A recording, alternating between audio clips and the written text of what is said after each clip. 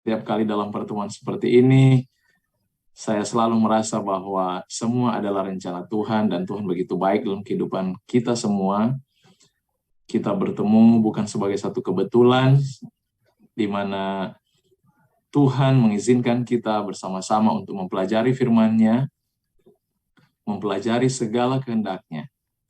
Dan biarlah kita boleh terima semua ini dengan segala kerendahan hati, kita belajar untuk lebih mengenal Juru Selamat itu.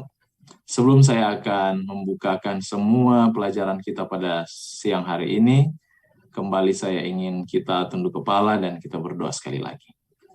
Kita satu dalam doa. Ya Yesus, Juru Selamat kami yang hidup, Engkau Allah yang dimuliakan. Sukacita kami rasakan saat ini Tuhan. Kami boleh bertemu, berkumpul melalui virtual Zoom ini. Kami ingin belajar di kaki-Mu Tuhan, mengenal segala kehendak-Mu. Tuhan, bukakan dalam hati kami roh takut akan Tuhan. Penuhi kami dengan anugerah-Mu untuk mengenal Engkau sebagai Allah pengasih dan adil. Hamba-Mu yang Kau gunakan saat ini, biarlah Engkau bungkus dengan bayang salib Tuhan.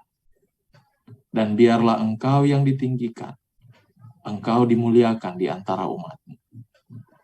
Bapa, pakai kami baik yang mendengar dan membaca firman, maupun yang melakukan kehendak-Mu. Biarlah Engkau meteraikan semua pelajaran ini dalam hati kami, untuk boleh menjadi serupa dengan Engkau. Terpujilah nama-Mu ya Yesus, Juru Selamat kami yang hidup. Kami berdoa dan bersyukur kepadamu. Amin. Terima kasih untuk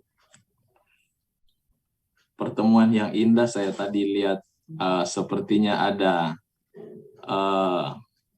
apa istilahnya ya, jumpa kangen. Jadi ada kawan lama boleh bertemu di sini. Ada satu hal yang lebih berbahagia kalau kita jumpa kangen di sorga. Amin. Amin. Saya dengar tadi, hai dengan semangat sekali. Sepertinya sudah lama tidak bertemu dan bertemu. Namun saya tidak dapat bayangkan hal yang sama terjadi ketika Yesus mempertemukan semua umat-Nya di kerajaan yang kekal itu. Satu hal yang menggembirakan, dan ini yang memenuhi imajinasi saya ketika mendengar dengan bahagia umat-umat Tuhan jumpa kangen di Zoom ini. Baik, sebagaimana pembahasan kita ada kurang lebih 2 minggu ya, sehubungan dengan sanctuary atau Ka'bah, memang mengenai sanctuary atau Ka'bah. Setidaknya sudah ada gambaran yang saya sudah jelaskan kurang lebih 2 pertemuan sehubungan dengan instrumen-instrumen Ka'bah, bentuk bangunan, semua pagar-pagar, sampai tendanya, semua yang kita sudah pelajari di 2 minggu lalu. Dan minggu lalu kita sedikit menyinggung mengenai sistem upacara yang dijalankan. Jadi setidaknya saya berpikir saudara-saudari yang di sini yang sudah mengikutinya sudah memiliki gambaran yang lebih jelas sehubungan dengan Ka'bah. Mengapa ini penting? Seperti yang saya katakan yang lalu bahwa dalam kitab baik dari Kejadian sampai Wahyu, kalau kita lihat cara melihat atau kita menginterpretasikan Alkitab itu, fokus firman Tuhan ini kepada keselamatan manusia. Pernyataan kasih Allah melalui penyelamatannya. Dan ketika kita melihat itu dari kacamata Ka'bah, ketika Ka'bah itu dibentuk, maka kita akan lebih lengkap pemahaman kita sehubungan dengan mengapa Tuhan memberikan Ka'bah ini. Dan kita akan lebih lengkap memahami mengenai penyelamatan yang dilakukan, penghakimannya. Dan kita akan lebih sempurna juga Walaupun di dalam kondisi manusia yang berdosa masih memiliki pengetahuan yang bagi saya kita masih seperti teman saya katakan duck brain atau otak bebek. Terlalu kecil otak kita untuk memahami kemuliaan. Tetapi setidaknya kita sudah memiliki satu gambaran mengenai kasih Allah itu. Dan ketika kita pelajari sanctuary atau Ka'bah ini, kita mulai melihat dari segi-segi yang lain dengan tema sanctuary, kita akan lebih jelas melihat bagaimana pekerjaan penyelamatan itu. Pada hari ini kita bahas pembahasan kita mengenai sanctuary and our body. Hubungan antara Ka'bah dan tubuh kita. Banyak orang berpikir ini tidak ada hubungannya mungkin. Tapi sebenarnya ayat-ayatnya ada. Kita harus tahu sebenarnya seperti yang saya sudah paparkan yang lalu. Mengapa Tuhan membangun Ka'bah ini? Apa tujuan Tuhan membangunnya? Yang pertama, supaya alasannya kan Tuhan katakan itu dalam kitab Keluaran. Supaya Tuhan dapat tinggal di antara umat. Bangun Ka'bah ini supaya aku tinggal di tengah-tengah engkau. Dan ini konsep Immanuel. Allah beserta kita. Karena mengapa? Memang kerinduan Allah adalah tinggal dengan umatnya. Tinggal dengan ciptaannya yang sudah berontak terhadap dia. Kalau kita manusia ya, kita manusia berdosa. Kalau orang menyakiti kita, kita tinggalkan. Tapi Tuhan terbalik. Kalau orang menyakiti dia, bukan dia tinggalkan, dia mau tinggal dengan orang itu. Kadang-kadang kita sudah merasa banyak dosa, merasa bahwa aduh, Tuhan mungkin sudah jauh dari saya. Bukan Tuhan jauh darimu. Ingat baik-baik konsep Immanuel. Engkau yang menjauhi Tuhan. Bukan Tuhan menjauhimu. Karena di tengah-tengah keberdosaan, dia suruh bangun Ka'bah supaya dia boleh tinggal dengan manusia yang betul-betul fatal. Keberdosaan mereka. Yang kedua, alasan mengapa Tuhan bangun Ka'bah itu, sanctuary. Karena ini menjadi sarana keselamatan bagi umat. Tanpa Ka'bah, tidak ada proses keselamatan bagi umat. Ini tujuan Tuhan. Karena dia ingin menyelamatkan. Makanya ini ungkapan kasih Allah. Kalau Tuhan menghindari orang berdosa, Tuhan artinya bukan Tuhan. Dia tidak ada kuasa. Tapi dia disebut Tuhan karena dia punya kuasa untuk memberikan keselamatan. Dia memiliki kuasa untuk mengubah sesuatu yang salah menjadi benar. Menggantikan hal yang salah menjadi benar. Sesuatu yang tidak mungkin kita lepaskan, dosa yang tidak mungkin kita lepaskan, Tuhan katakan, I will. Aku akan lakukan itu bagimu.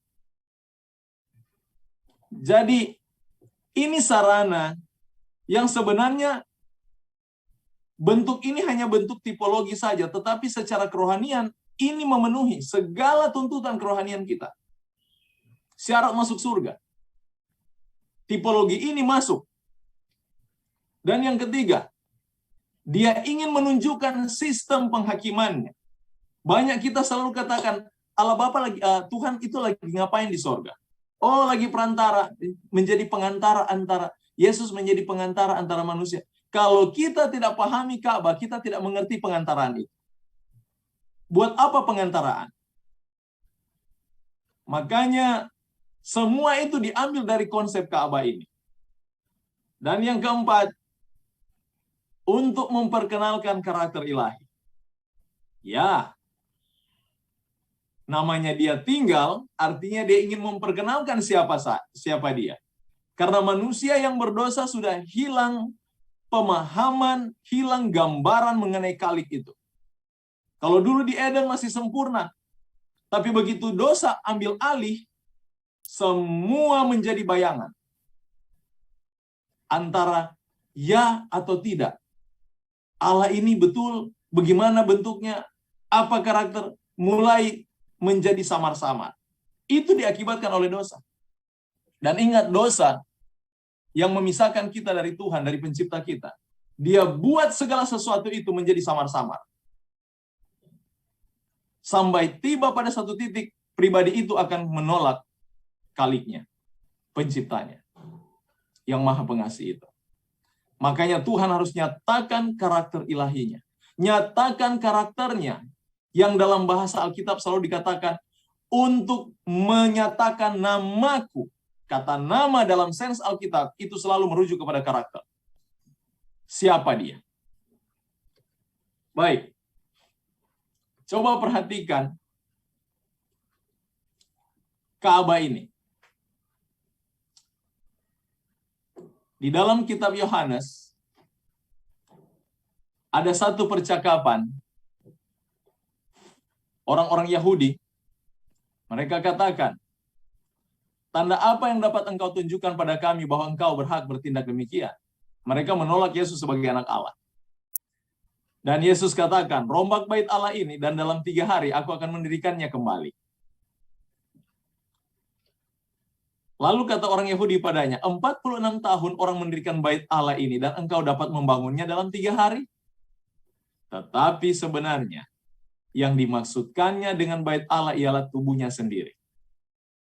Saudara lihat, Yesus sebagai pola, dia rujuk sistem Ka'bah ini adalah sistem juga ke dalam tubuhnya.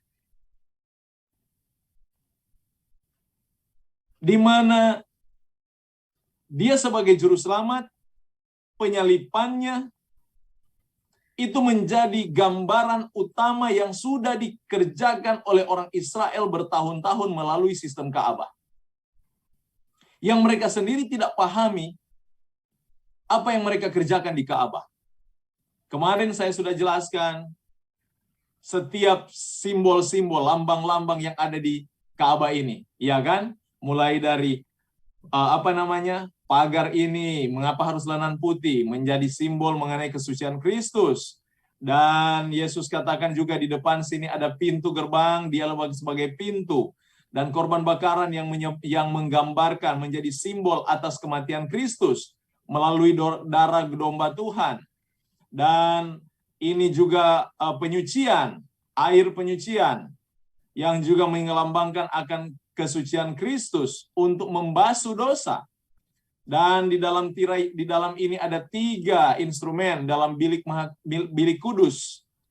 Instrumen-instrumen ini juga menyatakan bahwa Yesus itu firman, roti. Dan juga dia sebagai terang dunia. Yesus sebagai terang. Dan juga menjadi perantara syafaat, doa di dalam mezbah ukupan ini. Dan di dalam ini adalah kegenapan hukum, kemuliaan Allah dinyatakan. Yesus juga, tirai ini yang mengantarai, menjadi lambang pengantaran Kristus.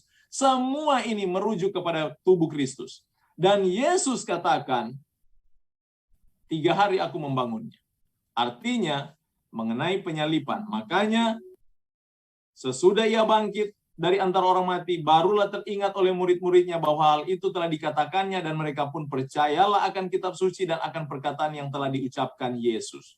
Mereka mulai tahu bahwa ada hubungan Ka'bah ini dengan Kristus.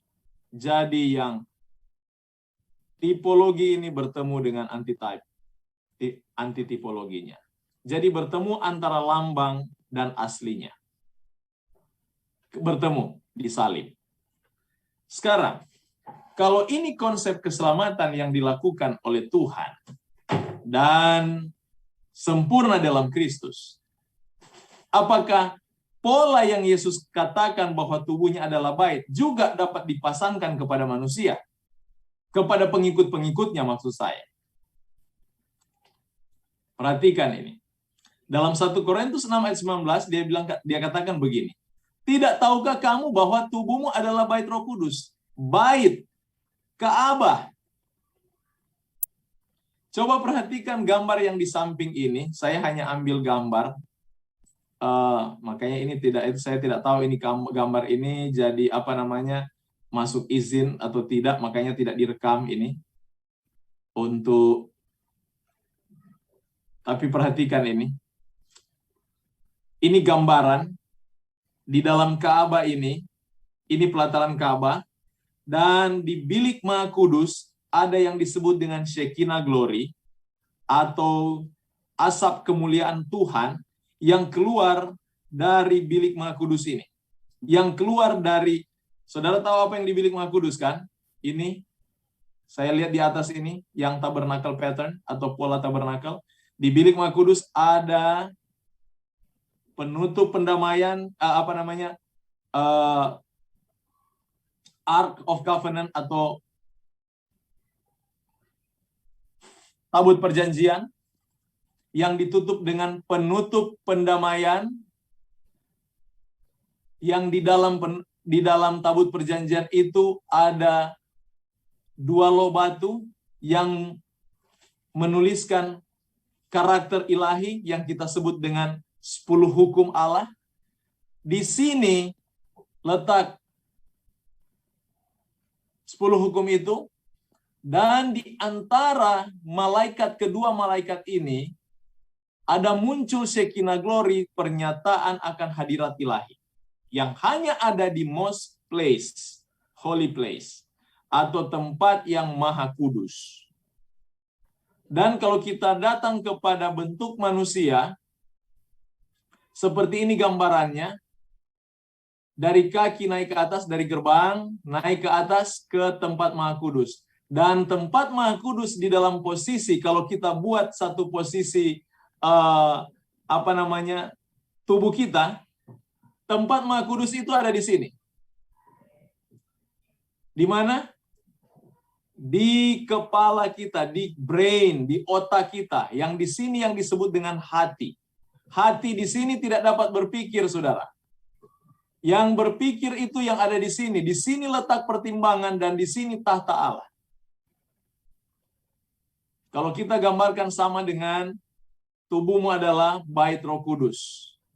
Jadi ini adalah bait yang yang menjadi fungsi utama dari bait ini yang paling atas.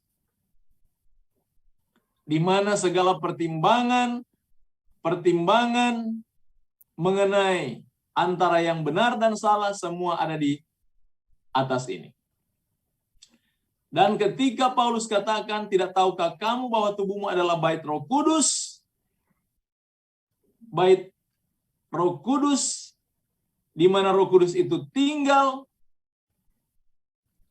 Roh Kudus yang kamu peroleh dari Allah, dan bahwa kamu bukan milik kamu sendiri. Perhatikan ini. Ketika dia merujuk bahwa tubuh kita adalah bait Roh Kudus, diri kita sendiri bukan milik kita lagi. Jadi jangan semena-mena dengan tubuh ini. Jangan saudara berpikir karena ini adalah tubuh saya, ini diri saya atur dengan cara saya. Tidak. Saudara ketika dibeli dengan harga yang mahal oleh darah Kristus, saudara sudah bukan menjadi milik saudara sendiri. Dan saya berpikir orang kalau baca ayat ini mereka banyak tidak suka. Mengapa? Karena ketika datang kepada kamu bukan milik kamu sendiri, artinya saya sudah memiliki batasan-batasan di dalam memperlakukan diri saya. Amin. Dengan kata lain, apa yang harus saya lakukan dengan tubuh saya ini harus berdasarkan petunjuk Tuhan. Bukan lagi apa yang saya mau. Makanya kita sebagai umat, ketika kita mengakui pengikut Kristus, kita harus berada dalam satu konsekuensi yang rohani. Konsekuensi rohani yang saya sebutkan di sini adalah kita harus belajar untuk menyerahkan segala sesuatu kepada Kristus. Kita tidak hidup dalam kebebasan yang kita sering lakukan. Tapi kita sekarang harus hidup dalam satu kebebasan yang lain, yang disebut dengan kebebasan roh. bukan kebebasan tubuh, daging ini, kedagingan. Apa hubungan bait Allah dengan berhala? Perhatikan penjelasan Paulus sehubungan dengan bait Allah ini. Karena kita adalah bait dari Allah yang hidup menurut firman Allah ini. Aku akan diam bersama-sama dengan mereka. Konsep Immanuel lagi ditaruh. Ketika Tuhan katakan, aku akan berada di tengah-tengah kamu, bahasa yang sama yang Paulus katakan. Aku akan diam bersama-sama dengan mereka. Di mana dia akan diam? Di sini. Jadi saudara, jaga baik-baik ini karena ini adalah tata Allah. Pikiran saudara jangan alihkan kepada hal-hal yang bersifat keduniawian. Segala sesuatu yang saudara lihat, pastikan untuk membentuk cara berpikirmu serupa dengan cara berpikir Kristus.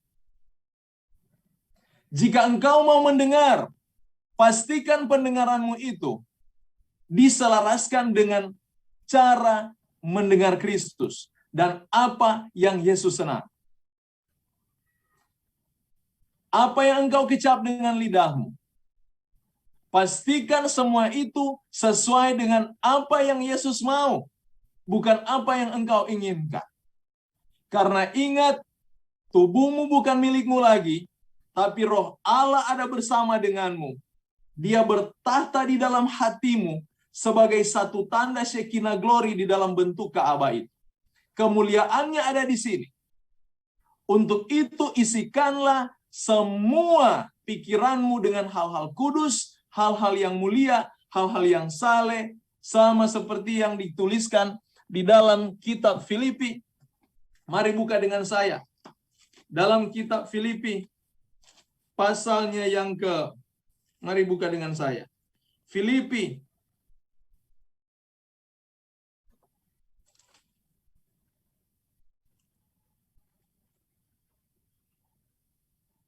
dia katakan di sana, pikirkan semua itu. Hal-hal apa? Hal-hal yang baik, hal-hal yang saleh,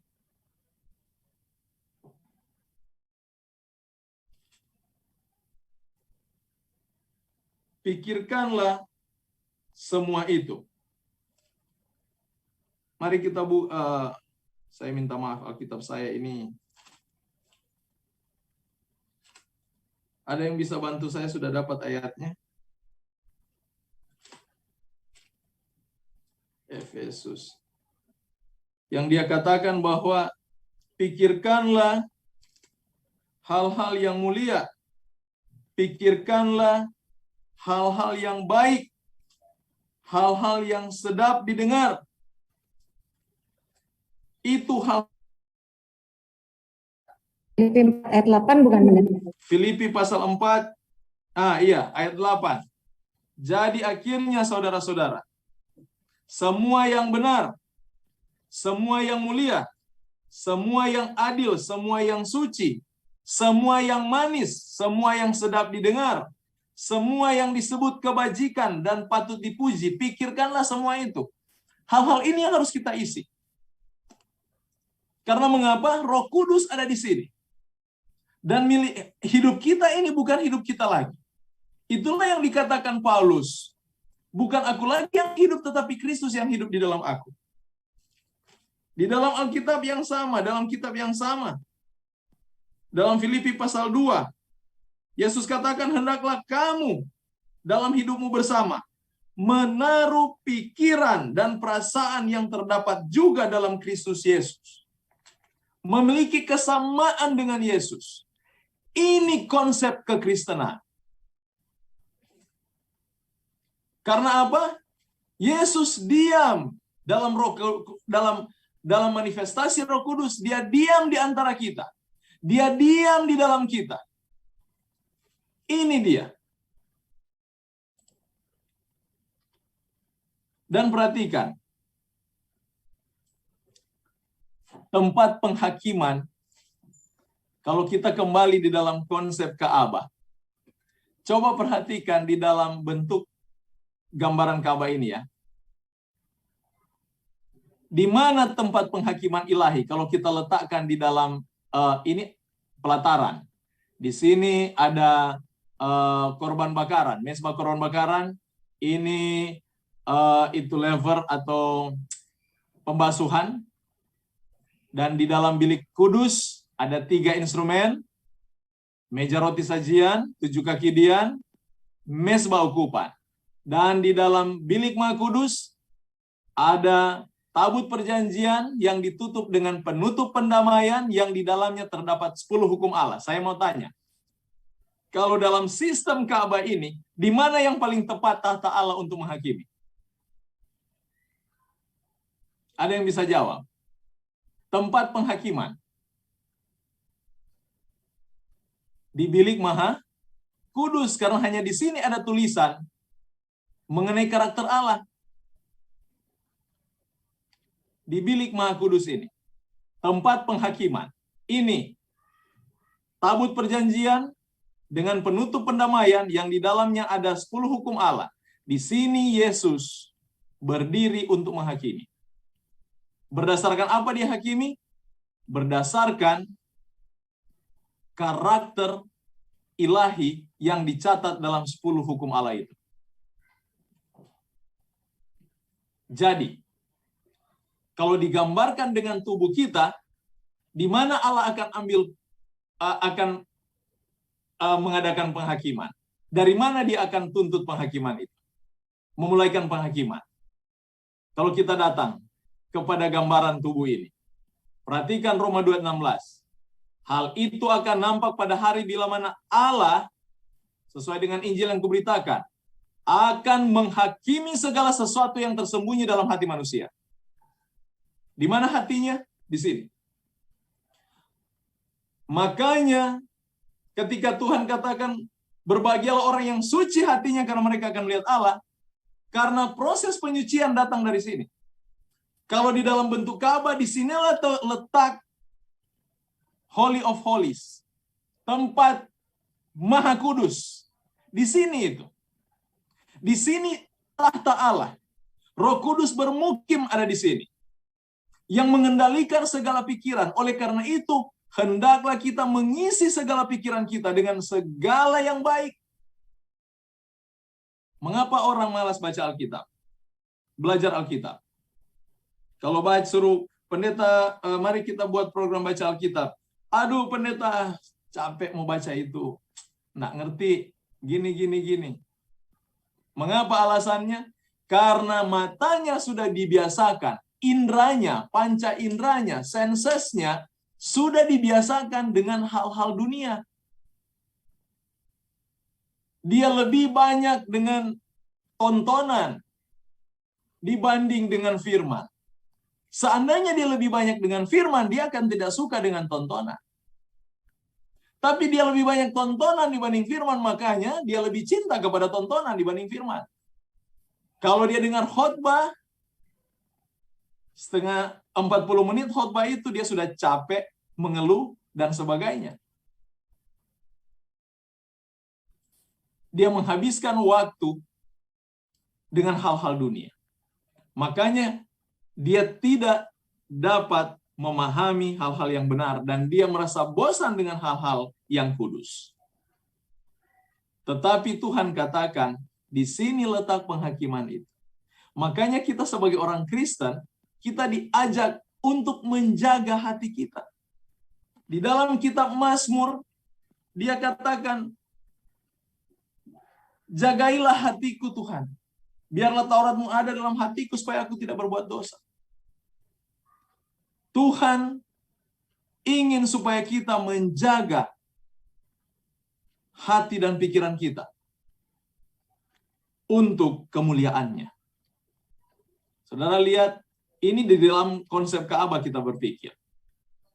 Sebelum penghakiman, apa yang harus kita lakukan? Jadi, kita sudah lihat bahwa Tuhan menghakimi dari hati. Ka'bah di bilik Maha Kudus. Kalau di dalam konsep Ka'bah, di bilik Maha Kudus. Namun, Tuhan memberikan satu clue sebelum masuk dalam penghakiman ketika Tuhan akan lakukan itu. Karena akan ada penghakiman yang lebih besar. Saat ini kita berada dalam penghakiman yang kita sebut dengan investigative judgment atau penghakiman pemeriksaan. Dosa-dosa kita sementara diperiksa. Ketika orang mati, dosanya diperiksa. Perhatikan dalam Kisah Rasul 24, 24 dan 25. Ini adalah ketika Paulus ditahan dan si Felix mencari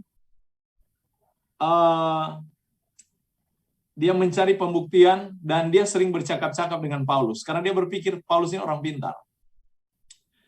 Dan dicatat di dalam kitab Kisah ini, dia katakan begini dari ayat 24, setelah beberapa hari datanglah Felix bersama-sama dengan istrinya Drusilla, seorang Yahudi. Jadi Felix istrinya orang Yahudi. Ia menyuruh memanggil Paulus lalu mendengar daripadanya tentang kepercayaan kepada Yesus Kristus. Perhatikan ini. Si Felix ingin mendengar pernyataan Paulus bagaimana percaya kepada Yesus. Saya mau tanya dulu di sini. Apakah kita semua di sini percaya Yesus? Amin. Kita percaya Yesus. Ketika orang tanya bagaimana saudara percaya Yesus, Paulus memberikan gambaran di sini sehubungan dengan bagaimana kita merespons pertanyaan orang. Sehubungan dengan kepercayaan kita yang mencintai Yesus itu dengan segenap hati. Ketika Paulus berbicara tentang kebenaran, ini yang dinyatakan Paulus. Mengenai kebenaran, mengenai penguasaan diri, dalam bahasa Inggris disebut dengan temperance, dan penghakiman yang akan datang. 3 hal ini menjadi fokus utama di dalam mempelajari keyakinan kepada Yesus. Jadi kalau kita berkhotbah mengenai Yesus, tidak ada khotbah mengenai kemakmuran. Paulus ketika ditanyakan mengenai kepercayaan kepada Yesus, yang dia tekankan di sana adalah mengenai kebenaran. Bagaimana kita tahu itu kebenaran? Mari kita buka dalam kitab Roma. Roma pasal 2. Roma pasal 2 ayatnya Roma pasal 2, kita buka sama-sama ya. Roma pasal 2 ayatnya yang ke-20. Pendidik orang bodoh, pengajar orang yang belum dewasa, karena dalam hukum Taurat engkau memiliki genapan segala kepandaian dan kebenaran. Jadi Paulus, waktu dia dijelaskan mengenai percaya kepada Yesus, dia jelaskan mengenai Taurat.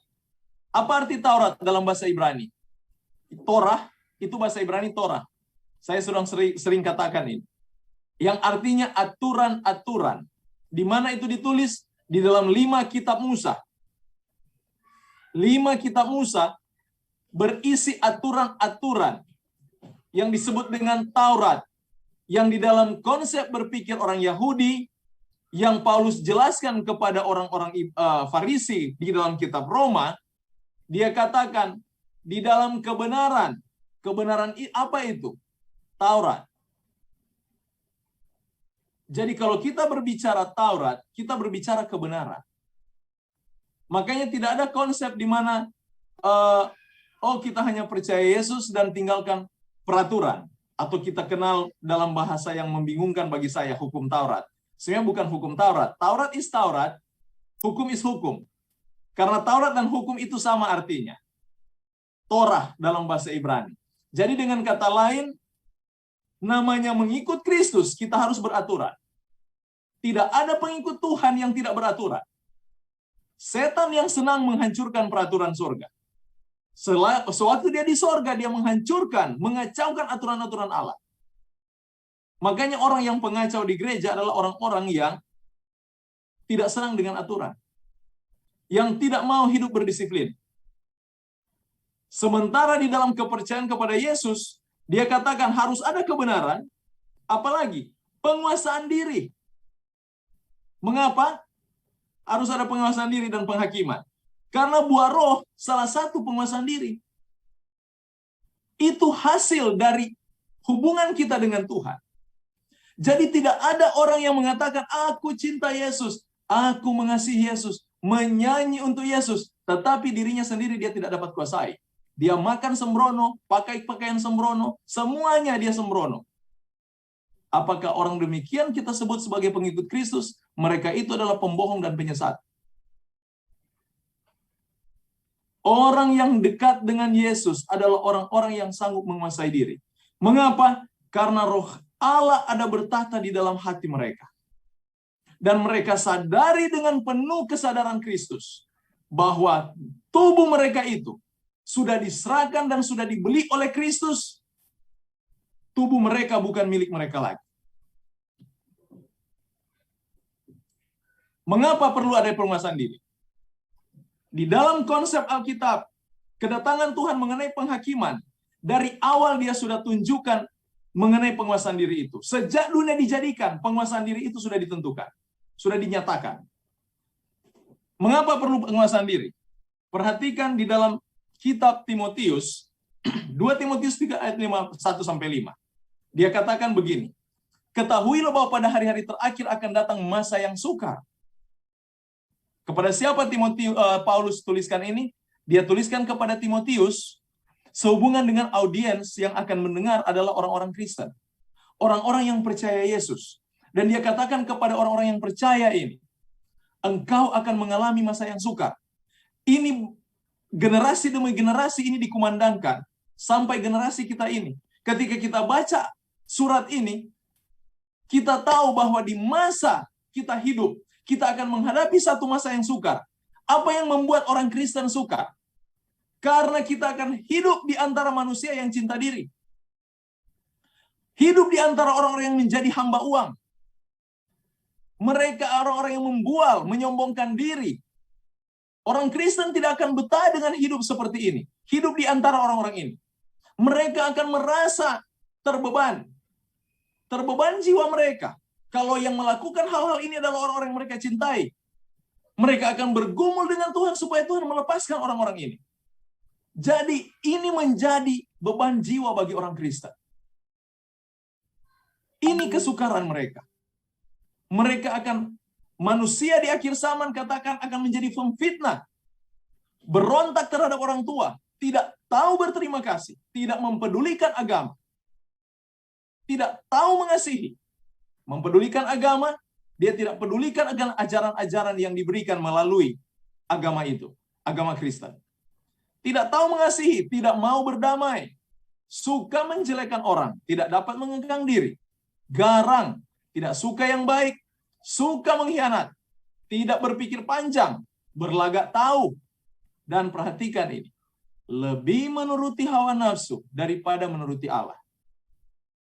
Secara lahiriah mereka menjalankan ibadah mereka, tapi pada hakikatnya mereka memungkiri kekuatannya. Jauhi mereka itu. Mereka ini adalah orang-orang beribadah. Ada di antara orang Kristen yang memanggil nama Tuhan dengan bahasa yang sama. Mendengarkan firman Tuhan dari Bible study, khotbah, dan berbagai macam sarana untuk mendengar Tuhan. Tetapi sebenarnya mereka hanya menjalankan ibadah, tapi lebih menuruti hawa nafsu daripada menuruti Allah. Makanya pertarakan itu atau pengendalian diri itu harus diberikan Tuhan. Menjadi satu amaran yang bagi saya, kacamata saya pribadi, sangat sedikit orang memperhatikan hal ini. Mereka memperhatikan satu hal yang, jangan mencuri, jangan begini, jangan begitu, harus buat ini, harus buat itu. Tetapi hal mengenai pertarakan, sepertinya itu dipandang setengah mata. Tetapi itulah yang akan menjadi titik penghakimanmu. Yang banyak orang Kristen tidak sadar. Mereka menjalankan ibadah seperti biasa. Tetapi hawa nafsu mereka tidak dapat dikendalikan. Mengapa? Karena mereka mengabaikan penurutan kepada Kristus. Mereka lupa bahwa mereka telah dibeli dan tubuh mereka bukan lagi milik mereka. Di akhir zaman, Yesus katakan, dosa yang akan paling menonjol mengenai hawa nafsu makan dan hawa nafsu kawin. Dua dosa ini akan paling menonjol. Orang rakus dan orang cabul. Sudah punya istri, sudah punya suami, mau cari lebih. Saudara lihat, mengapa? Karena mereka mengabaikan apa yang Tuhan sudah nyatakan. Apa yang sudah Tuhan perintahkan, diabaikan oleh mereka. 1 Korintus 9 ayat 25. Makanya dia katakan begini, Paulus dalam tulisan ini. Tiap-tiap orang yang turut mengambil bagian dalam pertandingan ini. Pertandingan apa? Pertandingan rohani. Untuk berlomba menjadi seperti Kristus. Itu adalah hal yang terbaik. Hasrat yang baik, kalau hasrat itu dikuduskan, untuk mencapai satu hal yang kudus. Banyak orang memiliki hasrat untuk mendapatkan kedudukan terbaik. Banyak orang memiliki hasrat untuk mendapatkan kehormatan. Tetapi kalau mencari hasrat untuk menjadi seperti Kristus, sepertinya jauh dari pikirannya. Tetapi kata firman Tuhan, dalam inspirasi Roh Kudus melalui Paulus, dia catat seperti ini. Orang-orang yang mengambil bagian dalam pertandingan, hasrat untuk menjadi seperti Kristus, harus menguasai dirinya dalam segala hal. Kuasai diri dalam segala hal. Sekali lagi, diri kita bukan milik kita lagi. Kuasai diri dalam segala hal. Dalam hal-hal apa? Nanti kita lihat sebentar. Mari kita perhatikan dulu pertarakan itu mula-mula dari mana. Kejadian 2:16 dan 2:17. Perhatikan ini. Firman Tuhan di ayat 16, semua pohon dalam taman ini boleh kau makan buahnya. Di ayat 17 dia bilang, tapi pohon pengetahuan tentang yang baik, yang jahat, jangan kau makan buahnya. Konsep pertarakan sudah Tuhan tanamkan dari kitab Kejadian. Menahan nafsu. Semua buah kamu makan. Tapi ingat, yang itu, buah itu jangan kamu makan. Bayangkan saudara, semua mata memandang buah yang namanya buah bisa dimakan, tapi Tuhan batasi. Yang itu jangan. Konsep pertarakan sudah ditanamkan dari permulaan penciptaan. Ketika bangsa Israel keluar dari Mesir, pertarakan yang sama Tuhan tanamkan. Perhatikan ini.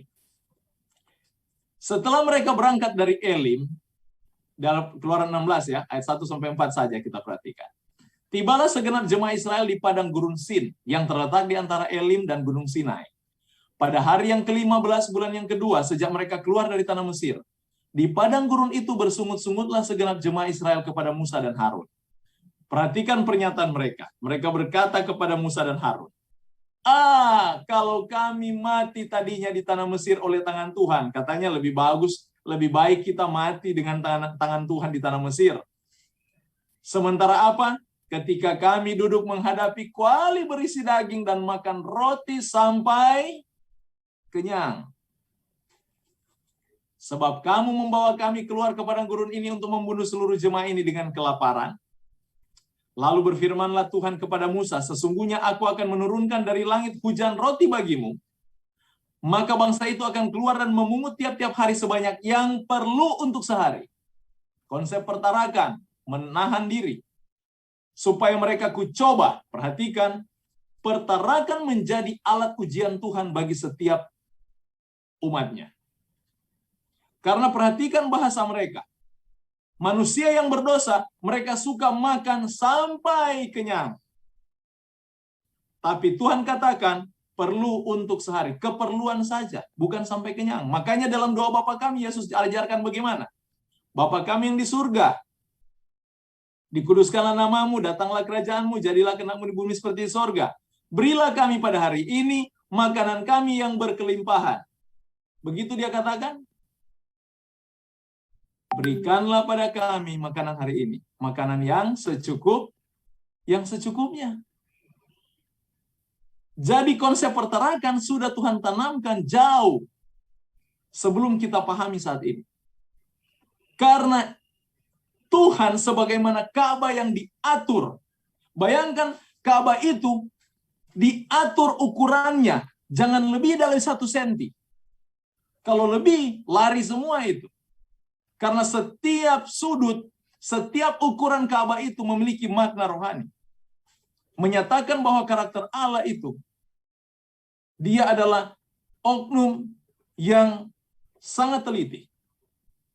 Hal sekecil apapun, dia sangat teliti. Makanya, kalau di dalam, konsep penata layanan, bawa perpuluhan, saya sering katakan ini kepada umat. Kalau kalian bawa perpuluhan, saudara-saudara saya juga demikian. Kalau Tuhan bilang 10%, 10% jangan bawa lebih. Apalagi kurang. Tapi banyak orang suka melebih-lebihkan. Dapat 100.000, dia kasih 11.000 untuk perpuluhan. Dia pikir Tuhan senang dengan itu. Tuhan kalau dia sudah bilang 1/10, 1/10. Kalau saudara mau kasih lebih, ada persembahan yang lain. Yang disebut dengan persembahan ucapan syukur. Di situ saudara mau kasih 1 gudang, no problem di sana. Karena itu datang dari hati sendiri. Tapi masalah 1/10 itu harus 1/10. Tuhan tidak mau lebih, tidak mau kurang. Karena dalam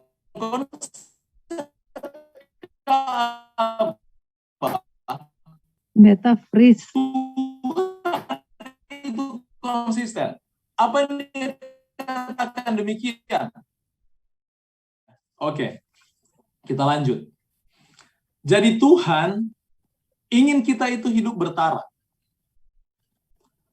Dia mengatur semuanya secara terperinci. Jadi dengan kata lain, kalaupun di dalam perpuluhan itu 1/10, harus 1/10.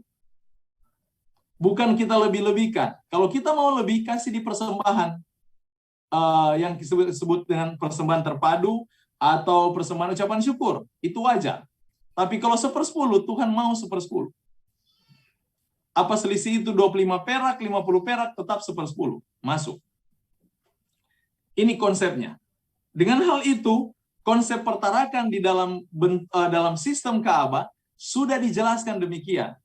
Bagaimana terperinci dia punya ukuran-ukuran, dan juga apa yang digambarkan mulai dari kitab Kejadian, bagaimana Tuhan tanamkan pertarakan itu, dan dia datang kepada kitab Keluaran dalam perjalanan Israel, salah satu alat Tuhan untuk mencobai umatnya, apakah mereka itu menurut atau tidak, dia berikan pertarakan.